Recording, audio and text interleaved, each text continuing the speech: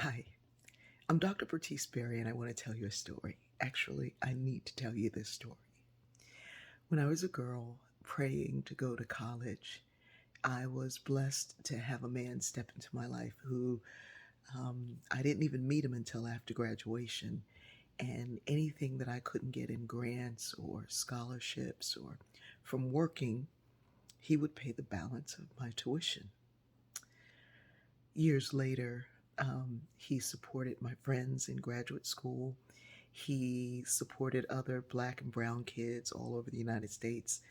I learned later on that this man had been the president of the NAACP chapter in Minnesota. He's a white man. And I didn't understand why. We never understood why until one day he called us all together, all these kids that he had educated. And he sat us down and he said, I need to tell you all something. He said, I'm gay.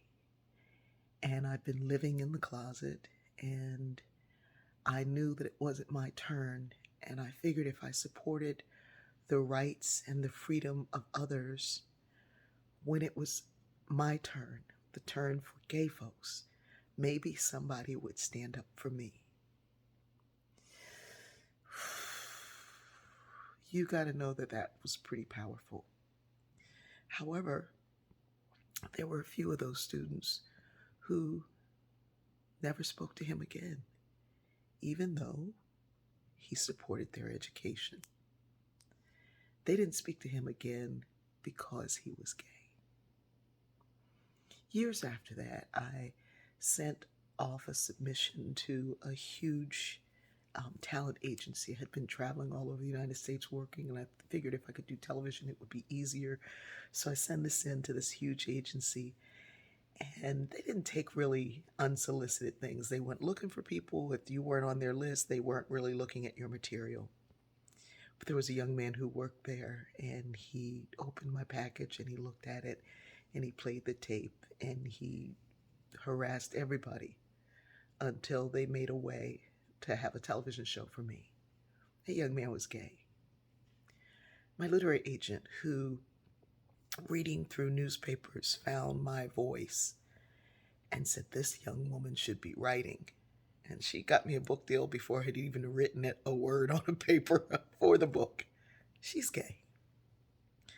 What am I saying? I'm saying that many of the abolitionists in my life, the folks who helped set me on the path to freedom, are gay. And so I would be rather foolish to stand somewhere against people because of who they are, because they're gay. I am not an ally. The word ally for me evokes this thing of a strategic alliance so that both parties are safe, so that this side and this side come together to assure their safety. I'm not an ally. I'm a family member. Families stick together because they love each other, because they support one another, because they stand up for what's right, because of the love. This is my family. I have family members, biological family members who are gay. I have children who are gay. I don't stand on this side of I don't even understand what it is. But lately, I've been seeing what looks like the work of outsiders to come inside and make folks look around and go, "Oh, you can't support this, but God." And yet this but God supports some of anything else. Folks do whatever they're doing big enough to do. And let me make this clear. I'm not saying, sin is sin. I don't think being gay is a sin. Let me say it clearly. This may offend a whole lot of people, and I'm not bothered by that because I have to stay on the side of truth. And the truth is that these beautiful children of God are a part of the family. And for someone else to come in and tell us that they are not is ludicrous. You don't get to pick and choose and create a theology to make yourself right.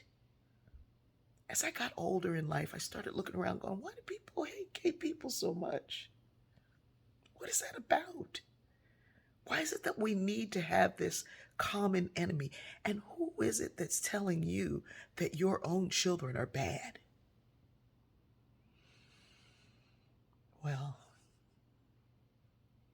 this morning I woke up thinking about it, and I said enough is enough.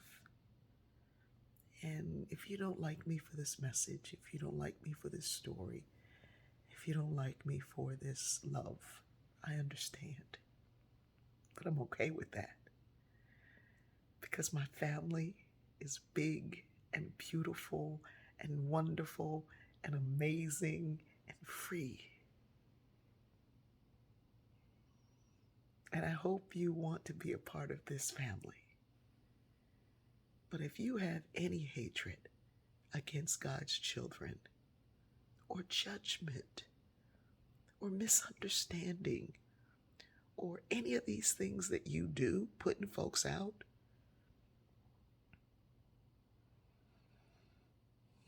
you just can't come to our party. I love you. And for some reason, it felt like today this needed to be said.